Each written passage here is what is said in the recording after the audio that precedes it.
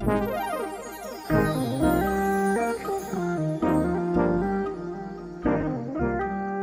and welcome to Entrepreneur Crush.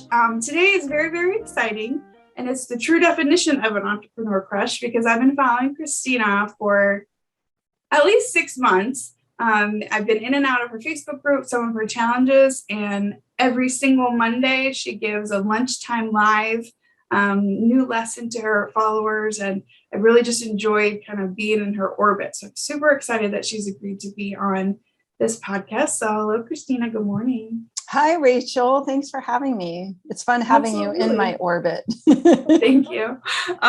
So I wanted to start out by just finding out, you are a consummate entrepreneur at this point, training entrepreneurs to be entrepreneurs, but how did you get started as a business owner, as an entrepreneur?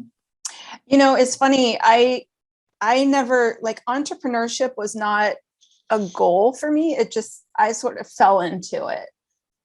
So I have a background in dance, and right after I finished college, I majored in dance college and got a job, like a part-time job to pay the bills, and was dancing on the side. And that part-time job evolved into a full-time job. And I was still, I was working kind of a corporate job. It was like more than 9 to 5, and then I was rehearsing 3 hours on Tuesdays and Thursdays in the evening and 6 hours on Sundays, and performing. And I needed something to kind of keep myself going. And as part of that position that I had, we had tuition reimbursement. This was the late 90s. We had these like all amazing benefits that are rare now, but we had tuition reimbursement that we could use for anything. It didn't have to be work related. And so I tried these different things. I tried, I think the first thing I tried was Kung Fu, which was awesome. And I actually studied for, I think, a couple of years. Wow. And then I also, I tried horseback riding, which I tried for like 6 months. It wasn't my thing, but I had a good time failing at that. And then like right at the very end of the 90s, like 99 or 2000, I found Pilates.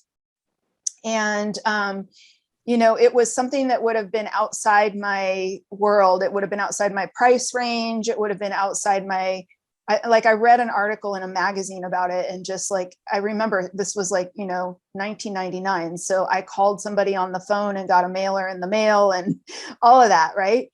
Mm-hmm. And I ended up loving the studio. Within like 6 months, I was training as a Pilates instructor and sort of fell into that world and started teaching over the next few years and furthered my training, and had the really great fortune to study with Michelle Larson, who was a student of Eve Gentry, who was a student of Joseph Pilates. So I had not just Michelle, but a couple of other people in my world who were really close to the source. So I had the really good fortune to get deep into that discipline.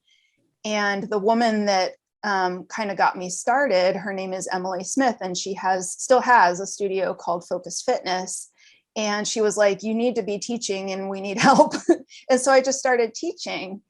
And then, as a teacher, whenever you do something, you fall in love with it. I think if you're like me, you just want to learn more and more and more. So I needed money to be able to keep doing the thing. I needed money for the lessons. I needed money for the training. I got grants. I got, tuition reimbursement, but I just needed funding to keep doing the thing. And so that's actually how my teaching career grew, was basically in order to fund my education in that way. And so really back in like probably 2001, I started teaching classes at the ballet school, Ballet Met, where I live in Columbus, Ohio. And I started some private classes of my own. A friend of mine had a piece of equipment that she let me use, and I started teaching private clients. And I just sort of accumulated a following, or whatever you want to call it, a clientele. Mm-hmm. And I could tell this story on and on and on, but the sort of like, if we fast forward to, we have to fast forward through grad school, fast forward through a year in New York City, 2 years in Bangkok, a contract position in Washington, DC, and come back to Columbus, Ohio in 2009. And I had decided, out of all these things that I've tried, this is the thing that I want to do. I want to open my own business. I've now had all these different experiences, and there's nothing out there other than this, that, first of all, that really feels like the perfect match for my skill set. And second of all, I felt like I had something to offer that wasn't already being offered. So I started filed for an LLC in 2009, moved into at first I was really freelancing, and then I opened a space with a friend in 2010, and still have that studio. So we've had that he's actually moved to Florida now, but I still have the studio. We actually signed another 3-year lease for another upstairs space. So the space itself is growing. But what happened was, through all of those years, most of the time I was, really fortunate in my mentorship and my support. And at the same time, I just made all these mistakes, which you do, right, when you're learning. And over the years, I started seeing, who are the clients that have stuck with me the longest, the ones who seem to get like really exponentially huge results. They come in for a Pilates lesson and it somehow transforms their life. And I got really curious. I'm like, what is going on with that? And I started studying these people and really, continuing to develop my skill set to continue to support them. And, over the years, I trained as a Reiki master. I studied nervous system energy work with a group of mentors starting in the 90s. And I started really kind of combining all of these skills to support people. And the person who emerged as like my closest match in all of this turned out to be high-level women leaders who want to start their own thing. Mm-hmm. And some of them launched, some of them, dreamed, but moved on in their professional, their corporate career. But they all had that in common, that they had this sort of dream of creating a business as a coach, a consultant, something like that. And what happened was I saw that the ones who did launch struggled with a lot of the same things that I had been struggling with as an entrepreneur back in, my earlier days. And I was like, I really have something more to offer here. And I also wanted like more of a talking skill set. So, Pilates is very much about embodiment. Reiki and energy work are more about embodiment. And I saw people having these sort of breakthroughs, but I didn't have the tools that I wanted to have to help them really assimilate and integrate and make the full meaning. Like they would have these breakthroughs and come back the next week, and I would remember the thing, and they would be like, they didn't even remember it. And I was like, okay, we got to do something here. Mm-hmm. So that's when I went in 2016 and 2017. I went to the Gestalt Institute of Cleveland and trained as a Gestalt coach. And that was really like the sort of last piece of the puzzle that allowed me to sort of combine all these different things to be able to really fully support a specific, like what you would call in marketing terms, you would call it an ideal client. Mm-hmm. Which is not to say that my other clients are not ideal.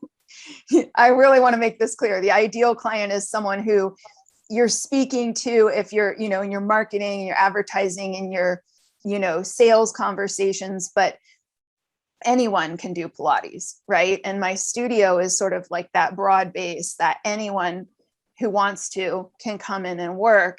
But that as I've created additional programs, and especially my high level coaching and mentorship and mastermind programs, those are all focused on women leaders. So that's the long background.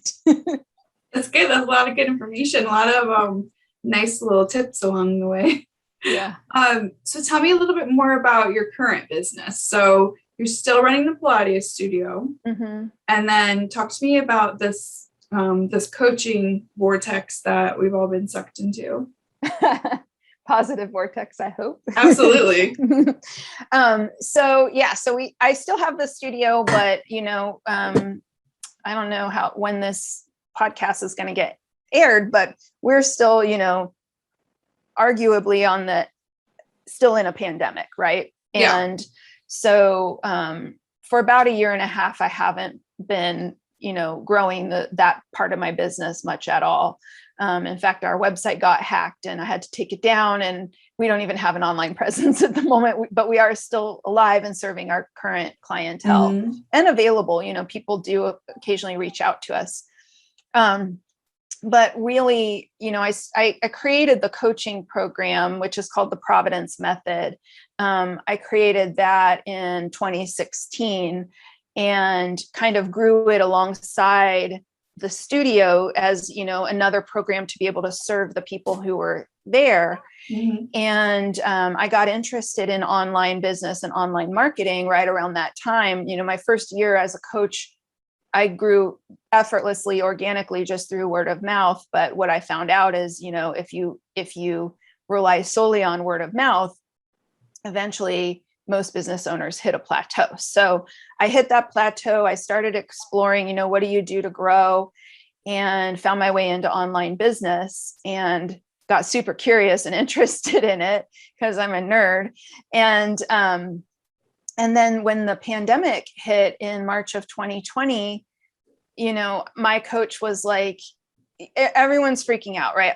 I mean, I would have been freaking out if I didn't have a really great coach. I would have been absolutely like, what do you do if you have a Pilates studio and you can't be in the same room as somebody else?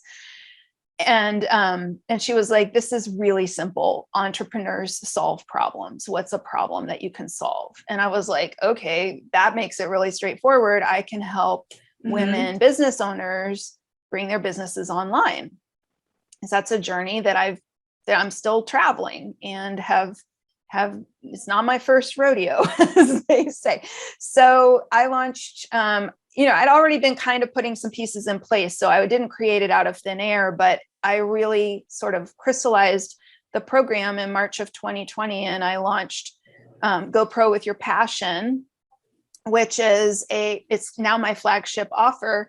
And it's a group program for high-level women leaders to gather and to build and grow their coaching, consulting, and a lot of actually wellness-based businesses.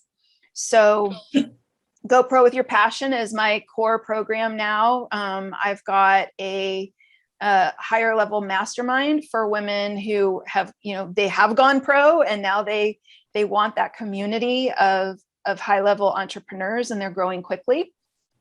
And then I have another community called Rainmaker Roundtable, which is for women leaders in general. And so some of my clients who are still in their corporate careers and really interested in leadership and community they're included there. And then I also have the entrepreneurs in that group. So all of this is the coaching piece, which is called the Providence Method.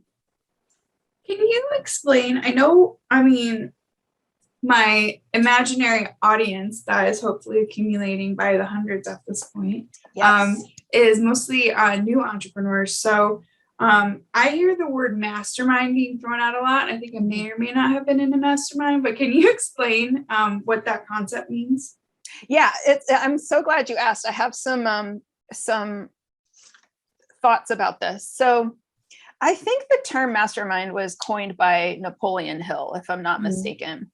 Sounds and, right. It's a term in the industry for usually a more collaborative group. So it's a group of, a lot of times it's entrepreneurs, but it could be really a group of anyone. You can have a wellness mastermind or an energy work mastermind or whatever. And it's based on the idea that, when we all come together, the sum is not just greater than the whole, or the whole is not just greater than the sum, but it's, I would argue, other than. Like, there's something that emerges when we collect together that is not just bigger, but different from what we make individually and, just together as pieces. And so in the industry, a mastermind is one of those group programs. And I personally, I have, mine is an intimate, my programs are intimate. I usually cap them at about 15 people. But they can be bigger. You can have masterminds with hundreds of people in them, as long as you have that sort of like group dynamic and that collaborative sharing. So that's what a mastermind is. But I have to say one thing, which is, because I work with groups of women, and I feel the term mastermind is actually, it doesn't fully describe the work that we do. And so I actually use the word roundtable more than mastermind. I just use the word mastermind when I'm kind of talking to people who don't know me or know the work yet, because it's the recognized industry term for for the thing. But I also think it's really important to honor the fact that, first of all, the word master has some, sometimes problematic connotations. And the word mind, I feel, divorces us from the fullness of ourselves. Of course we have minds, but our mind, I think in our culture, we way overemphasize sort of our head and our brain. And the truth is, our mind, in my opinion, lives in all of us. It lives in our cells and in our bodies. And so I just felt like the word mastermind is so, it's like overdone in terms of, it's like all the strengths of our culture just taken to the extreme. And I kind of wanted to bring that back a little bit to the other side. And that's why I prefer to think of my programs as roundtables. I like that. I like that a lot. Yeah. Okay. So you've given some, I kind of follow this format of like, where have you been? Where are you? What advice do you have to give? I know you've given a lot along the way. I wanted to ask you about, again, something that I learned a lot from you about is, I don't know if you say organic marketing or organic lead generation. And I told you before the podcast what I'm going to ask you about, but I was listening to your lunchtime live. I had my husband in the other room, and you gave a little formula that just like went off. So would you be willing to share a little tiny piece of your organic lead gen strategy? Yeah, sure. So here's the deal. Organic lead generation is just having conversations with people and building relationships.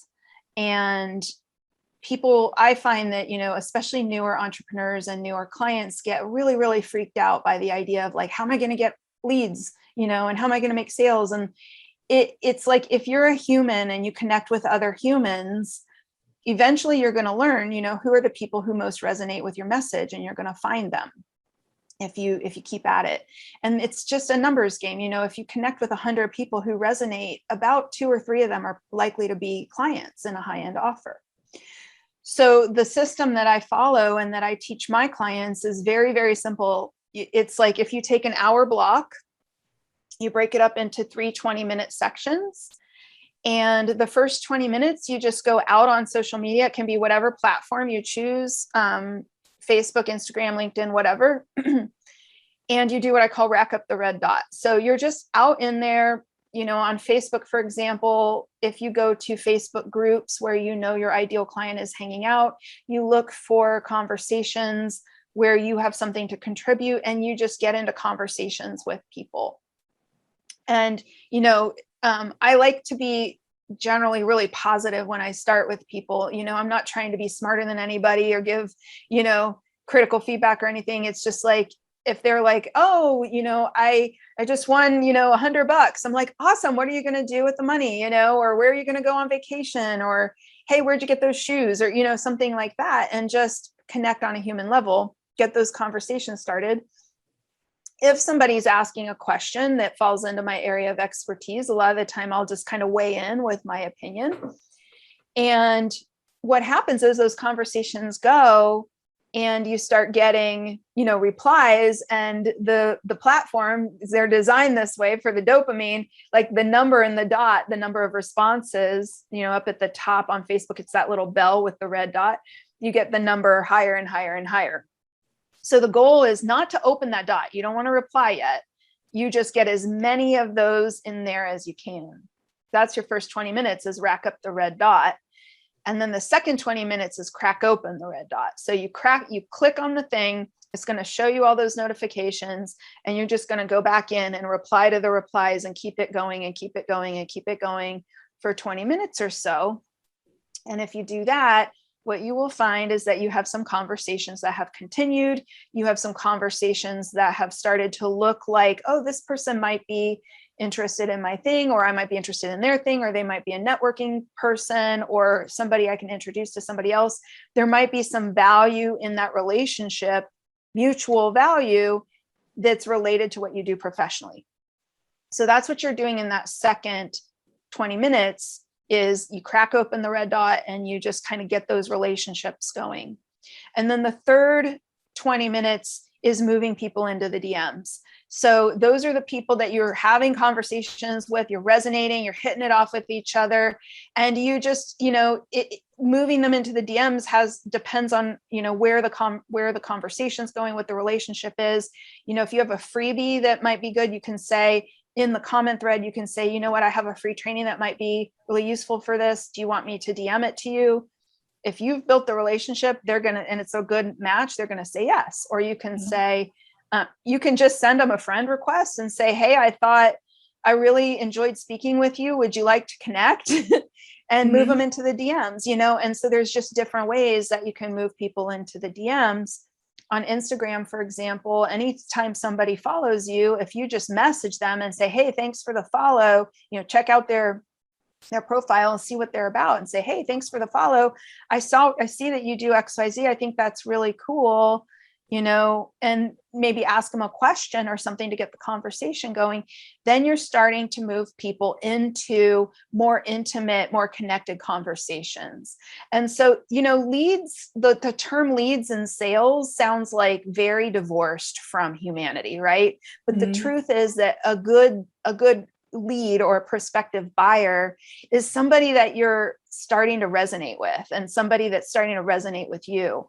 And so that's basically, if you do that for an hour a day, I guarantee, like by the end of a week, if not 1 week, probably 2 weeks, you're going to learn so much about who resonates with you. What do you have to offer them? How do you build these relationships? And it just kind of snowballs from there. That's great. I mean, I've been listening to a lot of different coaches in the beginning of this journey, and there's a lot of like the whole sliding into your DMs thing can get pretty creepy, or can get like, I have so many random people, and then they'll message me and ask me like, would you be able to post this message on your page? And no, I'm not going to do that. But I like that this is a lot more, maybe overuse the term intimate, maybe, but like it's more of a connection. Okay, last question. You have a challenge coming up. Would you like to share about that so people can learn how they could work with you now that they are falling in love with everything you have to share? Sure.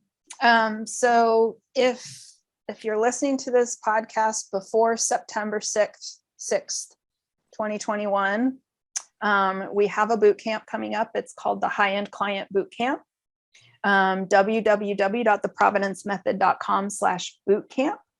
And it is for women leaders, women coaches, consultants, wellness professionals who are ready to level up in their business. So maybe you've been in business for a while, you're ready to become more profitable, or you're ready to kind of evolve your ideal client.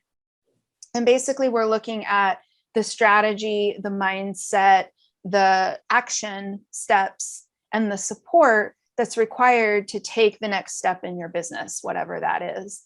So that is from September 6th through the 10th, 2021. And it's free. And all you got to do is sign up, www.theprovidencemethod.com/bootcamp for more information. Well, thank you very much, Christina. Thanks for your time. I'll be following up with you, and we'll make sure this is posted in advance of your bootcamp. And I look forward to watching you next Monday, if not before. Yay. You know, if All the right. boot camp, you know, if this is a replay and the boot camp is already passed, there is a contact form on the website. So anyone can just send me a note on the website, theprovidencemethod.com, and I'd be happy to respond with, you know, where we're hanging out these days. What is the latest workshop, or the Facebook group, or the Instagram feed, any of that. Thank you so much, Christina. Thanks, Rachel. Super fun. Okay, talk soon. Bye-bye. Okay, bye.